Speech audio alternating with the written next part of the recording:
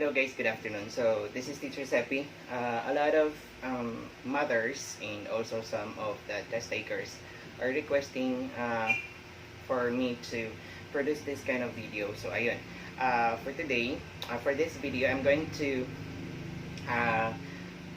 discuss about converting fractions to percent to decimal and vice versa, or decimal to fractions and then decimal to percent, percent to decimal and percent to fractions. Ganun siya. Ganito yung gagawin ko. Didiscuss ko yung relationship and then worksheets tayo and then let's try to solve yung mga strategies kung paano siya gagawin. Paano yung gagawin natin, okay? So let's start with this.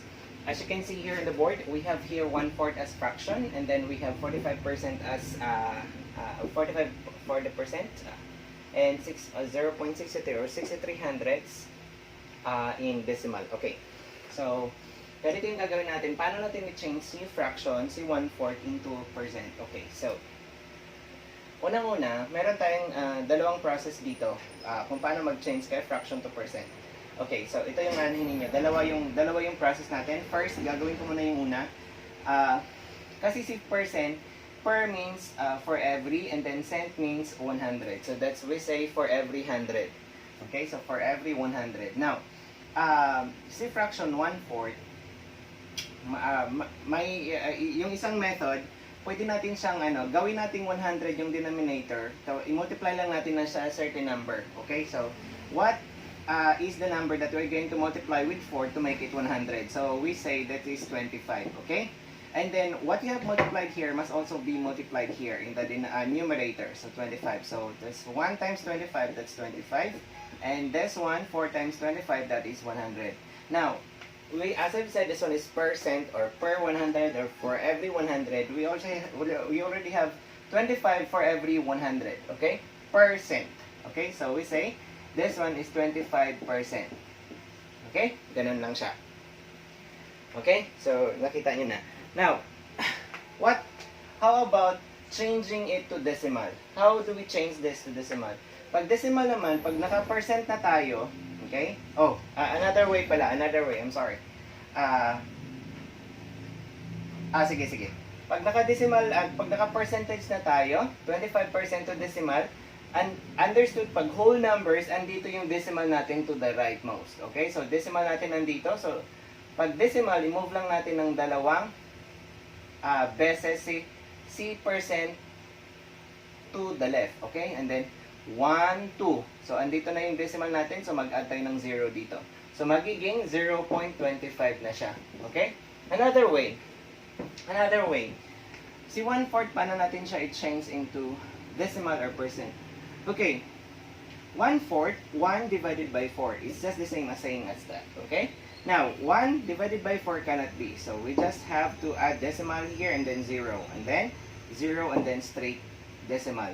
Now, 10 divided by 4, that is 2, 2 times 4, that is 8. Minus that, we have 2, and then put 0 here, bring down 0, 20 divided by 4, that is 5, and then 5 times 4, that is 20, minus that is 0. So our answer is 25. Okay, so I think this one is shorter than that. Okay, so that is 0.25. Now, pag change naman natin, halimbawa si decimal. Okay, i-discuss ko dito. Sorry. Okay, there you go.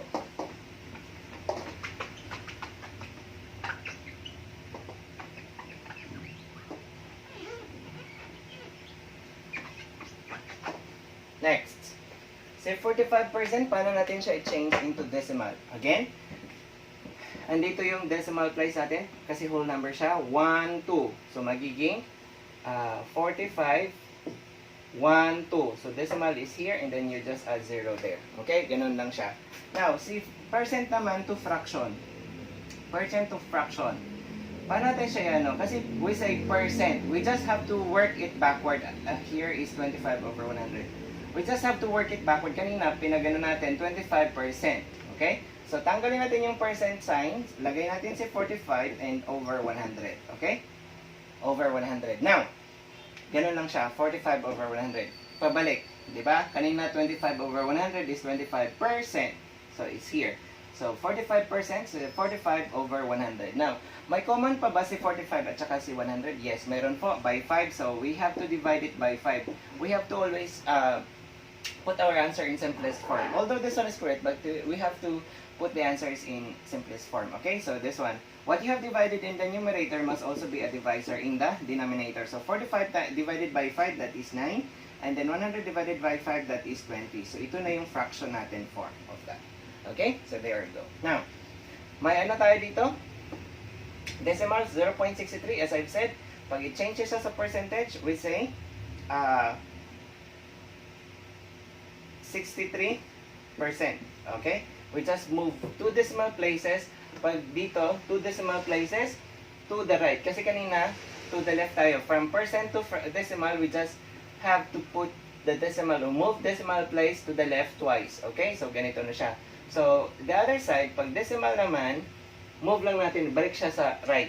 Okay? Yung decimal places. 1, 2. 2 decimal places, so that is 63. You put that percent there. Okay? There you go. Now, paano naman si 63? I-change natin into fraction. 63, change natin sa fraction. 2 decimal places ang minove natin. So, magiging, what's this? Kasi kanina, shall we say, 25 over 100, i-change natin siya directly to decimal without going through the percent.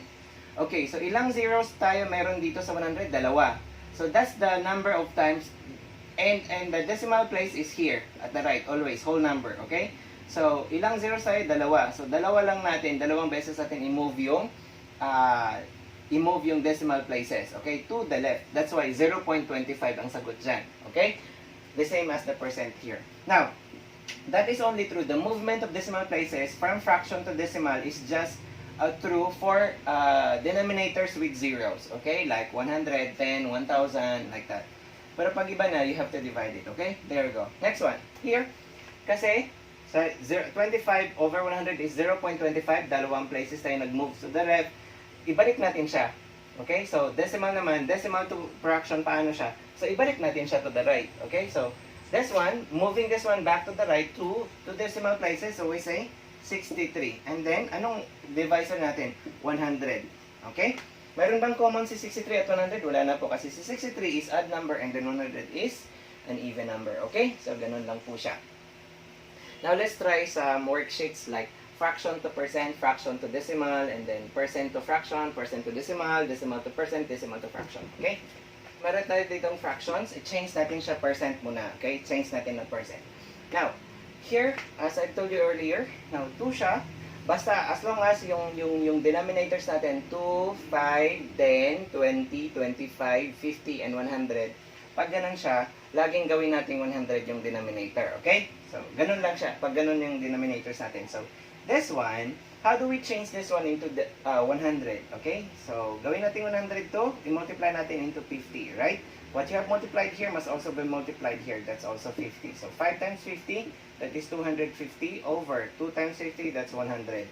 Okay? So, that is already percent. Okay? So, this one, 250%. So, that is 250%. Okay? So, ganun lang siya. Para mas mabilis sa hundreds. Okay, so ito siya 10. So, anong gagawin natin? Multiply ng 10. So, multiply natin ng 10 para maging 100. Multiply din natin ng 10 para maging, kasi pareho lang sila dapat ang multiplicand natin dyan. So, this one become 10 times 10, that's 100. And then this one is 40. So, that is 40%. Okay? There we go. Next. Next one. Ito naman, 5 ulit. So, 5 multiply natin ng 20. Okay? At yung multiply natin na also ng 20. So, this one is equal to 5 times 20 is 100. And then 2 times 20 is 40. Okay? So, that one is also 40%. Okay? There we go. Next one.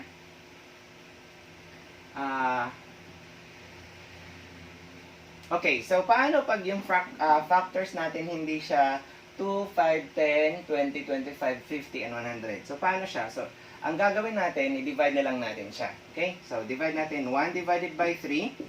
Okay? So, 1 divided by 3, that is 0. Cannot be. So, we just add 0 and, we just always add 0 here. And then 10 divided by 3, that is 3. 3 times 3, that is 9. Minus that, we have 1. and then add 0, bring down 0. 10 divided by 3, that is 3. 3 times 3, that is 9. So this one is a repeating decimal. So we always have 3, 3, 3, 3, 3, 3. Okay, so iano na lang natin. So ang gagawin natin dyan, so nagiging decimal na siya. Okay, pag i-change natin to percent, move lang natin ng to the right ng to the 2 decimal places. So this one magiging 1, 2. So that is 33.33333, or you can just make it like here. Okay? Bar at the top of those repeating digits. Okay? So 33.33%. Ganun lang siya. Okay? Next one. So 5 divided by 8. Okay? 5 divided by 8. 5, kasi hindi siya factor. So 5 divided by 8. So 5 divided by 8 is 0. So add natin 0. Decimal din dito. So 50 divided by 8, that is 6. That is 48. 6 times 8 is 48. Minus that, we have 2. 2. And then add 0 here. 0. 20 divided by 8, that is 2. And that is 16. Okay? Minus, that is 4. Add 0. 0. 40 divided by 8, that is 5. And then this one, 5 times 8, that is 40. And then that is 0. So 625 thousandths. Okay, 625 thousandths. Now, 625 thousandths, move natin ang dalawang decimal places to the right kasi we're making it to percent. So 1, 2, so that is equal to 62.5%. Okay, so ganun lang siya. Okay, let's go to fraction to decimal. Fraction to decimal, change natin to decimal. Now, pag factors niya, ay pag denominators niya, 2, 5, 10, 20, 25, 100, kasi factors yan ng 100, laging you just have to make the denominator 100. Pag hindi siya ganung factors, pag yung denominators are like 7 and 3, no need to make it 100. You really have to divide it, okay? So there you go. This process is true if in the test, hindi kayo allowed ng calculators like that. Okay, so ganun lang po yung ano natin. So ang gagawin natin, test this strategy. Okay, like civil service, you are not allowed to use calculators, so you must always do the manual calculation. Okay, so there you go. Let's do this one first, kasi 25 siya, so let's just make it 100. So this one 100 times, times 4 pala. Times 4 and times 4, kasi to make it 100, so we say 100. 25 times 4 is 100, and 4 times 4 is 16. So that is 2 decimal places kasi dalawang 0 siya. So 2 decimal places, decimal is here. Move tayo dalawa, so that's 0 point. Okay, so that's 0.16. Okay, how about 6 divided by 7? So since hindi siya factor ng 100, we'll just have to do it division manually. So 7, so this is 0 decimal. So 60 divided by 7, we have 8. 8 times 7, that is 56. And minus, we have 4, and then 0, 0, 7. This one is 5. 5 times 7 is 35. Minus that, so we have 5, and then 0, 0. We have 7. 7 times 7 is 49. Okay? So there you go. 1. Okay, so most probably, continuous, ano siya? Non-terminating decimal siya. So, shall I say, depende kung anong ina-ask dun sa test. If 2 decimal places, 3 decimal places. Okay, so here, let's take on 3. So, shall I say 3? So, this one, or 2 decimal places. Since 0.857 and then 2 decimal places, ito lang dapat yung sagot natin. Since 7 is more than 5, pag more than 5, 5 and above, i-drop natin to, add tayo ng isa dito. So, magiging 6 na siya. Okay, so this one is 0.86. Okay, 0.86. Next one.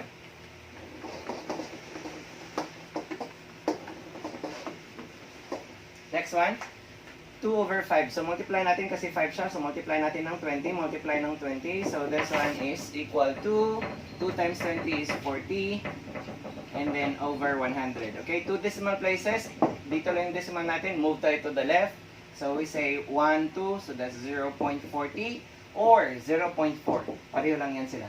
Okay, there we go.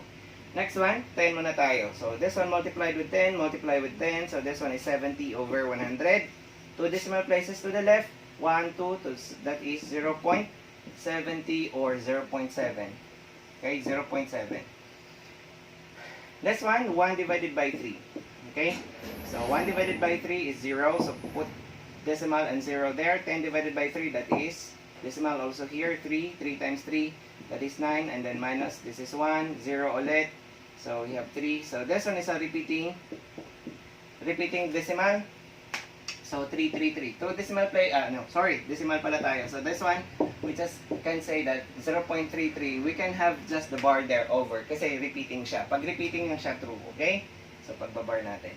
Next, let's try percent to decimal. Let's change percent to decimal. Percent to decimal, move lang natin to the left. Okay? Okay, move lang natin to the left. Decimal is here, 1, 2. So that's 0.50 or 0.5. Okay? There you go. Ganun lang siya. And then 2 decimal places ulit to the left. So we say 0.64. Okay? Ganun lang siya. Again, 2 decimal places here. So we have 5.40 or 5.4.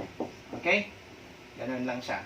2 decimal places, 1, 2. So we have 3.50 or 3.5. Fine. Same. Next, 421, 1, 2. So we have 4.21. Ganun lang siya yung pag-change ng percent to decimal. Okay? There you go. So, percent to fraction tayo. Okay, so percent to fraction tayo. Okay, so we say, as I've said earlier, percent means per 100. So, 30%, that means 30 over 100. Okay? 30 per 100. Or, kasi we have to always give our answer in, what's that? Simplest form. So, ano yung common between 30 and 100? So, 10. Kasi may 0 sila both. Okay? So, divide mo siya ng 10. So, we say 30 divided by 10, that is 3. And then, 100 divided by 10, that is 10. So, 3 over 10. That's our fraction. Simplest form na siya. Okay? Another one, 45% is 45 over 100. This is equal to, anong common sa between 45 and 100? We say 45, common niya is 5. So, divide natin ng 5. So, we have 45 divided by 5, that is 9. 100 divided by 5, that is 20. Okay? So, ganun lang siya, 920. May common pa ba si 920? Wala na po. Okay? So, here we have 68 over 100. 68 over 100, common nila by 2. Divide natin ng 2, divided ng 2. So, try natin na muna. So, divide natin ng 2, so we have 34. And then this one, divided ng 2, 50. Mayroon pa rin common si 34 at saka 50. Divide ulit natin ng 2. So, this one is 17 over 25. May common pa ba? Wala na po. Okay? So, ganun lang siya. Next, 125%. So, that's 125 over 100. Okay? Anong common ni 125 at saka 100? 25. So, divide natin ng 25, divide natin ng 25. 125 divided by 25, that is 5. 100 divided by 25, that is 4. Okay? Or, we can say, change this improper fraction na improper kasi mas malaki yung numerator kaysa sa denominator. So, ilang 4 meron sa 5? Isa lang. And then, 5 minus 4, that is 1 over 4. Retain nyo yung ano dyan. Okay? So, this one, 510%. So, that's 510 over 100. And then, common sa kanila is 10. Okay? 10 divided by 10. So, that is 51 over, 510 divided by 10 is 51, 100 divided by 10 is 10. So, divide natin sila, improper fraction siya ulit kasi mas malaking yung numerator. Ilang 10 mayroon sa 51? 5. Okay? That's 5. Okay, 5 times 10, that is 50. And then 51 minus 50, 1 yung matitira and that's, retain yung si 10. So, denominator. Okay? So, ganun lang po siya. Okay. At isa, decimal to fraction. Now, pag decimal to fraction naman, ilang decimal places mayroon tayo? Lagi niyong tandaan yung ilang decimal places, okay? So, this one is, isulat niyo lang si 25, maging 25. Ilang decimal places natin? Dalawa. So, i-over natin siya ng 100, which has the 2 zeros, okay?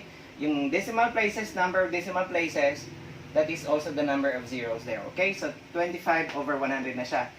Fraction na siya. Pero, hindi pa siya in simplest form. Anong common ng 25 at saka 100? So, 25. So, divide natin ng 25 there. Okay? So, there you go. 25 divided 25, that's 1. And 100 by 25, that is 4. So, that's 1/4. Okay? There you go. Next one, how about 4? 4, ilang decimal places? 1. Okay? 10. So, 4, 10. 1 decimal place lang kasi move natin to the right. Okay? So, common ni 4 at saka 10 is 2. Okay? Divide natin ng 2, 4 by 2, that is 2, and then 10 by 2, that is 5. So, 2/5. Okay? There you go. Next one. 0.543. Ilang decimal places tayo? Tatlo. So, 543 over 1,000. May common ba si 543 tsaka 1,000? Wala po. So, this one is just at ease. Okay? There we go. We have 84 over 2 decimal places, 100. So, may common ba si 84 tsaka 100? Mayroon po. Mayroon po, 4. So, that's 4 divided by 4. So, this one is equal to 25 and this one is 21. Okay? So, ganun siya. How about 635? 0.635. This one is 635 and then by 1,000. May common ba sila? Yes po, 5. Let's try natin. By 5 and then this one by 5. So, we say this one is 200 and then this one is 1, 2, 7. Okay? So, that's 1, 2, 7. There you go. So, may common pa ba si 1 to 7, 200? Wala na po. Okay. So, ganun lang po siya. Okay? Next one, decimal to percent. Decimal to percent, ganun lang din kanina. Okay? So, ganun lang din kanina. Move natin ng 2 decimal places. So, this one is 25. To the right. Okay? 25 and then just put that there. Percent. Okay? Ito naman, move natin ng dalawang places kasi percent. We're talking of percent per 100. Kanina sa fraction, nagiging 410. Isang movement lang tayo kasi we're just dealing with fractions. Pero pag percent, laging dalawa. Okay? So, 1, 2. So, since nandito yung ano natin, so add tayo ng 0. So, that is 40%. Okay? Next. This one, dalawa ulit. So, that is 54.3%. Okay? So, ganun lang siya. 1, 2. This one, 1, 2, so that is 84%. Ganun lang siya kadali. And then this one, 1, 2, so that is 63.5%. Okay? So, ganun lang siya kadali si fraction, percent, and decimal. I'll begin to upload next video siguro, word problems involving decimals. Okay? So, ganun po tayo. So, I hope this one helps you a lot, guys.